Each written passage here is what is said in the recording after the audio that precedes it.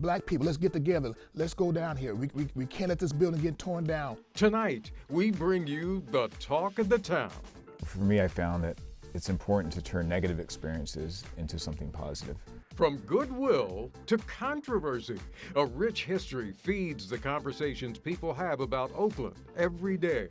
Black kids couldn't go to school east of Telegraph. These young people realize that their words matter enough that they will be published. Over the next 30 minutes, we go one-on-one with the people at the heart of the talk of the town. The Five Bloods, which you should have won an Academy Awards for. Thank you. And you don't have to say a word, I'm saying it. Thank you. From the Oakland Hills to Jack London Square, the Port of Oakland to the Coliseum, KTVU presents Talk of the Town, an engaging conversation about the people and issues important to Oakland. Hello, I'm Dave Clark, and welcome to Talk of the Town. Over the next 30 minutes, we call attention to people laser focused on making a difference, and you'll find them right here in Oakland, and their work reverberates across the community. Now we begin with Kim Cloud, an entrepreneur who has big plans for the site of his It's All Good bakery on Martin Luther King Way. But this bakery comes with history. The building was the original headquarters of the Black Panther Party. Now, some people don't want the building to be touched, fearing history will be lost if changes to the building are made. I sat down with Kim Cloud to get his take on mixing the past with the future in this part of Oakland. It's already a mixed-use place with a bakery downstairs. We have units upstairs. And so we've been approved for 5-story, 20 units. It's going to be all 2-bedroom units. And, you know, there's a lot of controversy about, you know, it being the Black Panthers' first headquarters and everything.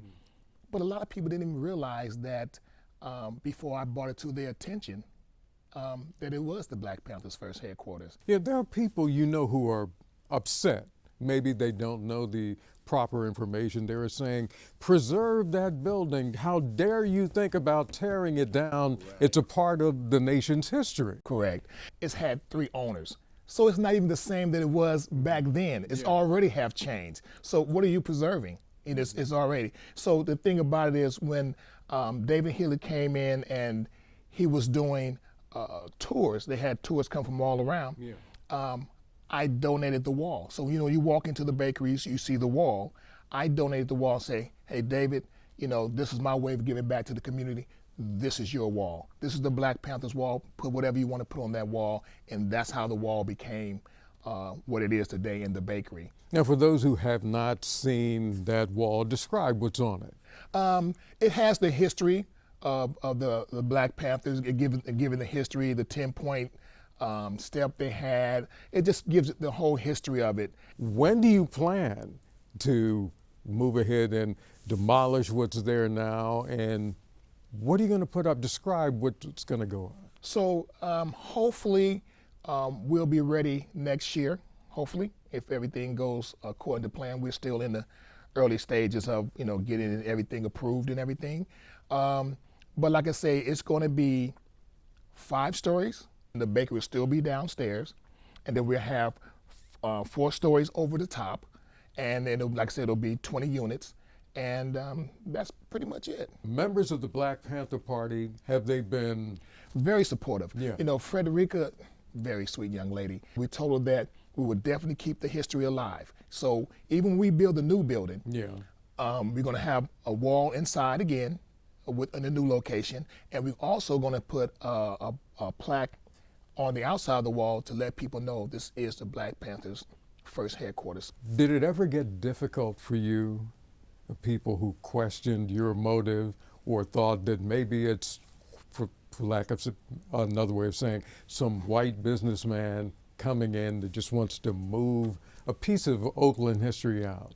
Yes, you know, the thing about it is, Dave, is that when it first, me personally, I'm not on social media. The bakery is everything, but I'm not personally on social media. So I remember getting a phone call from my daughter, and she was very upset because it started going across the internet and everything that We need to go down there. We need to protest. We need to, black people, let's get together. Let's go down here. We can't let this building get torn down. This is the Black Panthers' first headquarters. They're trying to get rid of the history.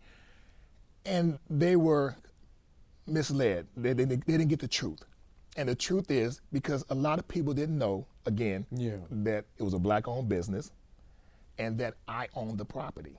You know what I mean? So they thought that some white developers were coming in, pushing us out and everything, and was going to come in and tear the building down and put us out of business.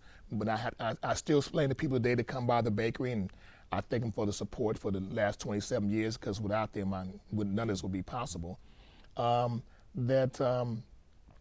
With all the love and support, this is why I'm able to do what I'm getting ready to do. Is there anything else about this project that I didn't ask you want to bring out about it?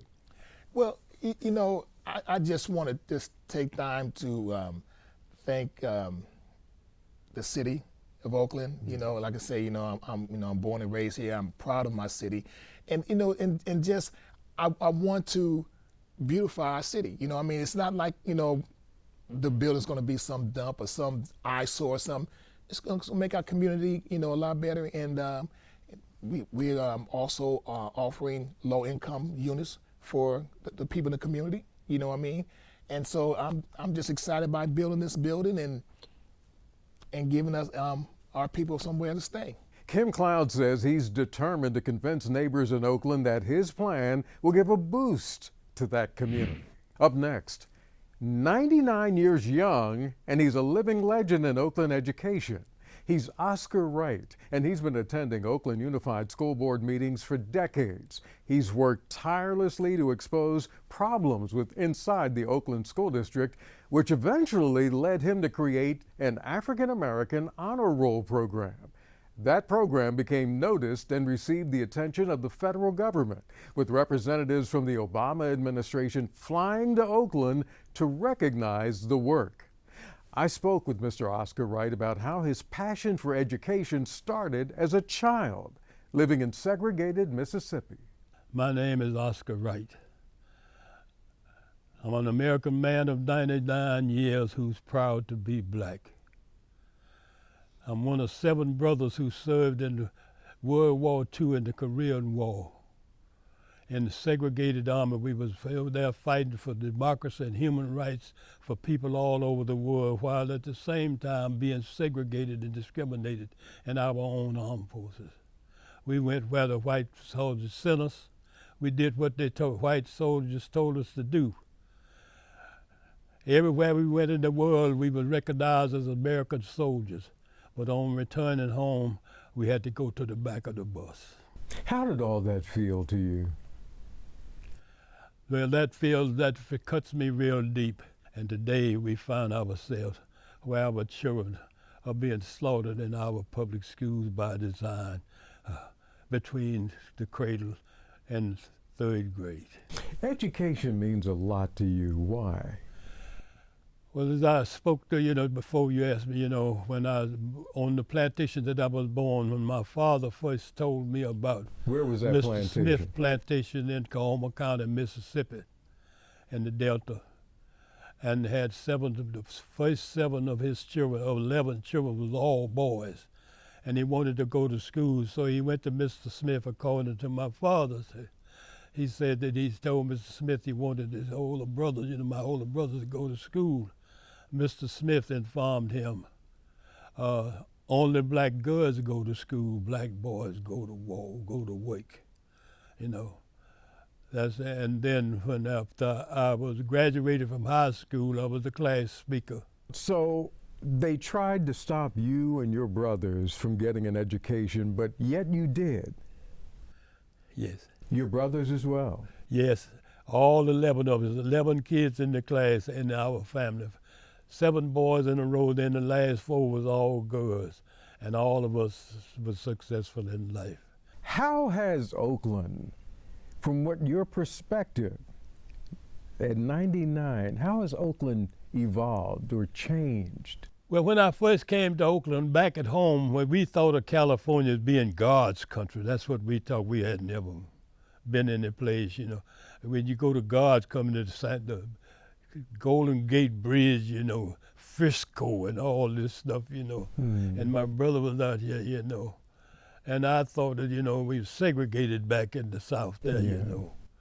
And I just said, well, we going to a different place. When I came to California and I began to have children, my kids were segregated just like they was in Mississippi. After Brown versus the Board of Education, you know, of '54, and they integrated the schools there and sent the black kids to the white schools, but they never did tell you, you know, that once the black kid got into the white school and received the same quality of content of curriculum and instructions and supervision as the white kid, most of them equal, and some of them excel the white students. If you could sit every black person down in Oakland, just sit down and let them listen to you, what would you tell them? I would tell them that we can talk and want and wish and all we want. But until we reach the point where black men, mamas, and black daddies, black women come together as equal partners with our children in the middle and demand our right as a citizen of this United States. At 99 years young, Oscar Wright says he's thankful he survived cancer and a stroke and still wakes up every day with a good mind and a clean heart. Coming up, There needs to be more things within our communities that bring people together. and this Medal of Valor recipient has figured out one way to do it. Ahead, we speak with Eric Jones about helping people overcome adversity out on Bay Area waters. Actor Delroy Lindo calls Oakland home. He'll sit down with us and talk about instilling a sense of community across the town. The idea is to inspire other people to do something similar, whether it's in Los Angeles or Hawaii or Florida. The mission of one Oakland native's work is to help people heal on the water. Welcome back to Talk of the Town. We're focusing tonight on people leaving a lasting impression on Oakland. And one man who was awarded the Distinguished Medal of Valor hopes that learning from his own struggle with post-traumatic stress disorder will help others in the Oakland community. I spoke with Eric Jones about his nonprofit, Sea Valor, which uses boats sailing on Bay Area waters to bring together teenagers and wise adult mentors to learn how to help each other during a day out on the water. They're learning this can improve their state of mind, change lives, and reach a place that they thought was out of reach. How did it come to you? So as you know, I was involved in 9/11, and over the years I've struggled with post-traumatic stress myself, and in 2018 and 19, two of my friends took their own lives. And so for me, that was a wake-up call that really more needed to be done to address mental health.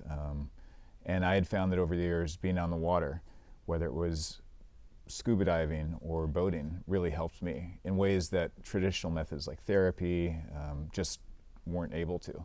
And so I thought perhaps there's something to this, just the tranquility of being out on the water, but also working as a team, as part of a crew. It forms that companionship that oftentimes is missing. And so that was the idea, that's how it formed. And I started with one boat, and just, so far we've taken out over 5,000 people. And a lot of those have been kids. And it's just, it's incredible to see the transformation sometimes when some of these young men and women had never been on the water, never been on a boat. Yeah. Living here in the Bay Area, it's somewhat mind-blowing that we can live here and people live here in the Bay Area yet never go on a ferry. And so to be able to provide that opportunity has just been great. While they're out there interacting with them, how are they selected? Where do they come from? And the reactions you've seen? Sure, so it's pretty much all word of mouth, and we have actually a pretty long waiting list. We're actually looking for other boat owners that would like to volunteer to do this something similar, because we have more people that want to come than we have boats and crew available. So it's word of mouth. We've worked with charter schools. There's a really great one on Treasure Island called Life Learning Academy, so we've taken out a lot of their students. So we've worked with PAL, Police Athletic League, so they've sent a lot of kids, various other nonprofits. So it's really, they reach out to us and say, hey, can we take out a group of 10 or 15 kids? And we say, sure, pick a date, and that's how it works. It's really that simple. How has it changed your life? It's definitely changed it for the better. I mean, in 2019, my mom had just died. I was going through some personal issues then. And having something positive. I mean, we all go through struggles in life, right? And so for me, I found that it's important to turn negative experiences into something positive. And so that's what I've tried to do. I've tried to use my past experience, both positive and negative, and find ways to channel that energy into something positive. And it's helped. I mean, it's helped me a lot in ways that the previous 20 years of therapy and groups and all the other things like that hadn't. When you first meet the young men and women who come out to be on the boat, what do you say to them first?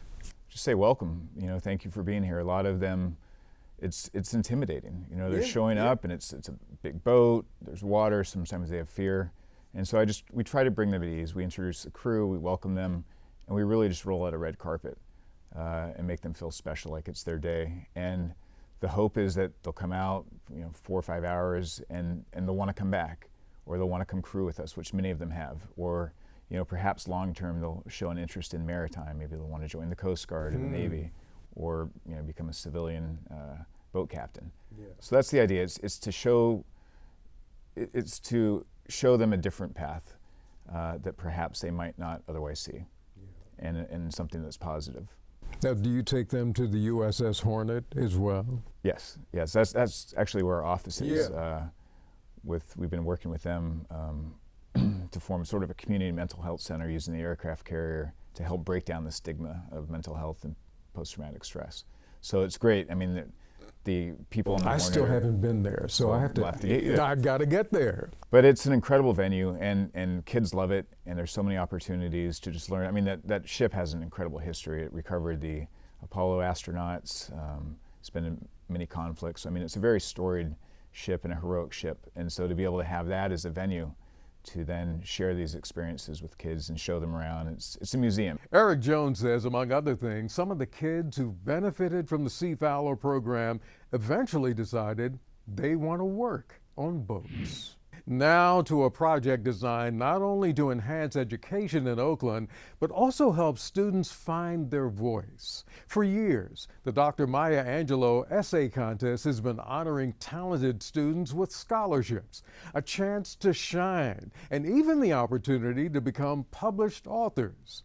I had a chance to speak with a very special woman who is a driving force behind this program, Marcia Rhines. In a nutshell, we all know who Maya Angelou was, who still is in spirit.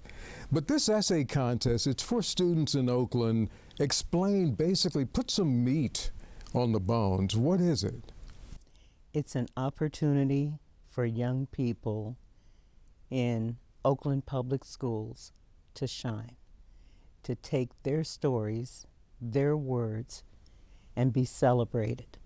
It's an opportunity that was started by the son of Maya Angelou, Mr. Guy Johnson, who at his heart wanted to see our young people get the recognition that they deserve and the support to become better writers. Now, how long has the program been together, and were you there from the beginning? Yes. Mr. Johnson initiated the program 3 years ago, but he has been coming into my classrooms for writing seminars, for encouraging and inspiring young people for nearly 15 years. I feel completely blessed, Dave, because as I mentioned to you at one other point when we talked, what are the odds that a high school English teacher who believed that kids belong outside of the classroom and the community belongs in would have Guy Johnson come in? He understood the heart of their stories. They made him cry. They made him tell them Tell me why you wrote this story. If there was not an essay contest like this to get things out, what might have happened? If there was no outlet for our kids in Oakland? I think it's imperative that we have an essay contest like this in Oakland. The fact that there are contests that draw in kids from around the Bay Area, or writing contests, there's no real serious writing contest Yeah. that honor young people's words with the financial rewards that this one does. Yeah. Grand prize is $5,000. Yes. That's life changing for Yeah. many people. Yes. Second prize is $3,000. Third prize is $1,800. When you imagine what it does to be a published author at 17 or 18, you've got people 50 and 60 who are still working on that. Yeah. And yet these young people realize that their words matter enough that they will be published. Marsha Rhines and the others behind the Maya Angelou Essay Contest work with the knowledge that writing can help students develop an identity and lead to success in life. Our kids are watching everything that we do and don't do. Well, when he's not in front of a camera, actor Delroy Lindo helps create a sense of community in Oakland. Coming up, his take on setting an example. The Five Bloods, which you should have won an Academy Awards for. Thank you. And you don't have to say a word, I'm saying it. Thank you. Most people know him for memorable performances in movies, but locals often see actor Delroy Lindo around town, making Oakland home. Delroy Lindo's reach in the community goes beyond the silver and small screens, and I had a chance to talk with him about his career and the town. So you live in Oakland. I do. People see you around town and they say, that's Delroy Lindo. I saw him in this, I saw him in that. How long have you been in Oakland, and why do you call it home?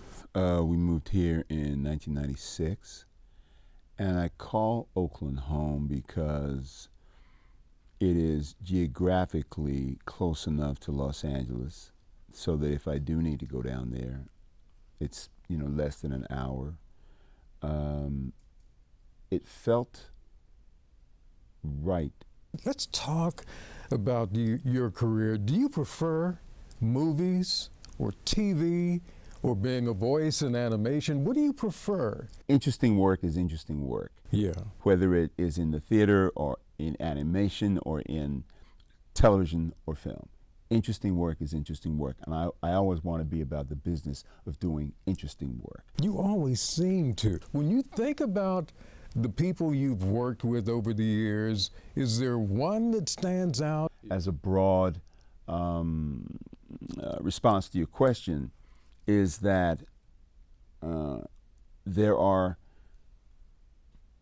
a handful, maybe two handfuls of films that have meant something in particular to me. All of the films with Spike, Solo the Game. But I'd also say, and this is for any young actors out there who may be watching this, and this may sound kind of pious, but it's true. There are things to be learned from every single project that one does. And that's what I try to do, even when it's material that I feel less connected to. Yeah. But I do want to make sure, I want to focus on the many good things you do philanthropically here in Oakland, in the Bay Area, and I've seen it. You make sure people have something to eat in the holidays, Thanksgiving, Christmas. You literally go through the streets of Oakland, stopping people. And you've been with me. I'm happily doing it with you. Yeah. But you've been doing it for decades. I would say initially, David, was a way that I could give of myself and share some of the good fortune that I felt had been bestowed on me. Yeah. And honestly, it made me feel better about myself. you know, to share and to give in that manner. I started including my son in the food giveaways when he was 5, 6 years old. Yeah. It has to do with trying to set an example to him of what it means to be a responsible human being on the planet, what it means to be a responsible, civic-minded, a responsible member of a community. And Delroy Lindo says another actor with ties here to the Bay Area influences how he works to use his celebrity to help the community. That actor, Danny Glover. Well, we only scratched the surface today. If you want to see extended clips of these interviews, go to ktvu.com/talkofthetown. You'll also find those clips on our YouTube page. Look for us to add some new interviews in the future as we highlight newsmakers across Oakland. I thank you for joining us for the Talk of the Town. We'll see you on the air and online.